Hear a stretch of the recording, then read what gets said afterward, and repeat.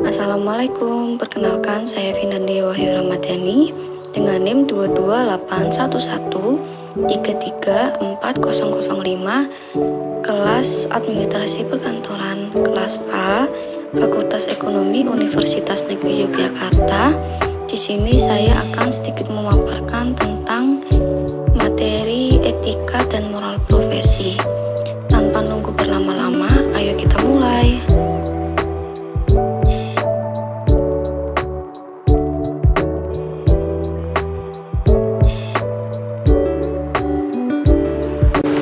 Etika secara etimologi berasal dari bahasa Yunani, yaitu ethos, yakni adat atau kebiasaan, watak, sikap, cara berpikir, dan akhlak.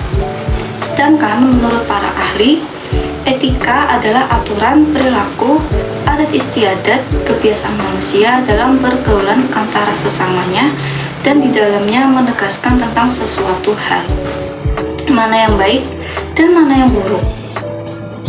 Sedangkan moral adalah sesuatu sikap atau tindakan yang dimiliki tiap individu yang memiliki nilai positif seperti bersopan santun sesuai dengan norma yang ada di suatu masyarakat. Jadi, dengan memiliki moral, manusia bisa menjalin hubungan yang baik antara individu dengan yang lain. Secara umum, moral merupakan sesuatu yang berhubungan dengan prinsip-prinsip, tingkah laku, akhlak, budi pekerti, dan mental yang membentuk karakter dalam diri seseorang. Macam-macam etika profesi dibedakan menjadi dua, yaitu etika khusus dan etika umum. Etika khusus merupakan penerapan moral dasar dalam bidang kehidupan yang khusus, misalnya dalam bidang olahraga, bisnis, atau profesi tertentu. Dari sinilah nanti akan lahir etika bisnis dan etika profesi, seperti wartawan, dokter, hakim, pustakawan, dan profesi lainnya.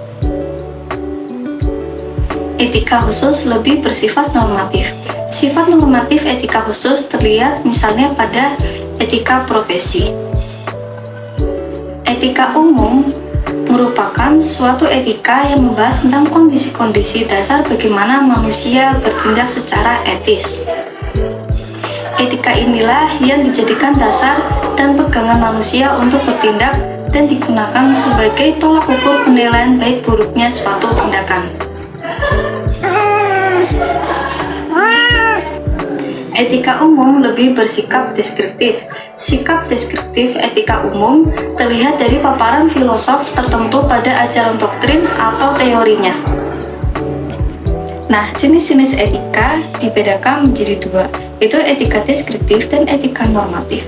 Etika deskriptif berusaha meneropong secara kritis dan rasional sikap dan perilaku manusia dan apa yang dikejar oleh manusia dalam hidup ini sebagai sesuatu yang bernilai.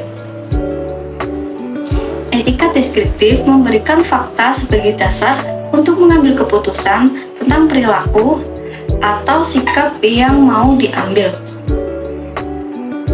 Sedangkan etika normatif yaitu etika yang berusaha menerapkan sebagai sikap dan pola perilaku ideal yang seharusnya dimiliki oleh manusia dalam hidup ini sebagai sesuatu yang bernilai. Etika normatif memberi penilaian sekaligus memberi norma sebagai dasar dan kerangka tindakan yang akan diputuskan. Nah teman-teman, prinsip-prinsip etika profesi dibedakan menjadi tiga, yaitu prinsip tanggung jawab, prinsip keadilan, dan prinsip otonomi. Yang pertama yaitu prinsip tanggung jawab. Prinsip tanggung jawab memiliki arti bahwa semua profesi wajib menjalankan tanggung jawab atas pekerjaan yang ia lakukan. Selain tanggung jawab pada pekerjaannya, seseorang juga wajib bertanggung jawab pada hasil pekerjaannya. Sebagai seseorang yang profesional, seseorang harus siap untuk bertanggung jawab, seperti bertanggung jawab pada dampak dari keputusan yang dibuat. Yang Yang kedua yaitu prinsip keadilan. Prinsip keadilan etika yang bermaksud bahwa seseorang profesional harus selalu mementingkan nilai keadilan di dalam setiap pekerjaannya.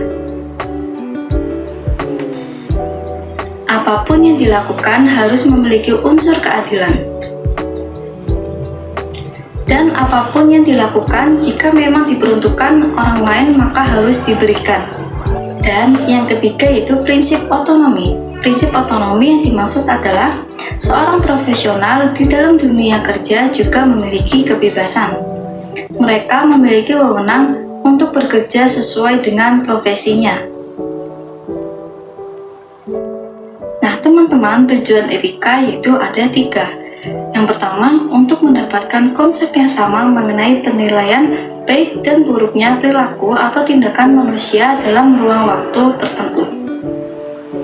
Yang kedua yaitu mengembangkan suatu masyarakat menuju suasana yang harmonis, tertib, teratur, damai, dan sejahtera. Dan yang ketiga, mengajak orang untuk bersikap kritis dan rasional dalam mengambil keputusan secara otonom. Selanjutnya itu ada fungsi integritas moral. Yang pertama, sebagai upaya menjamin terwujudnya harkat dan martabat pribadi seseorang dan kemanusiaan. Yang kedua, yaitu untuk memotivasi manusia agar bersifat dan bertindak dengan penuh kebaikan dan kebajikan yang didasari atas kesadaran kewajiban yang dilandasi moral.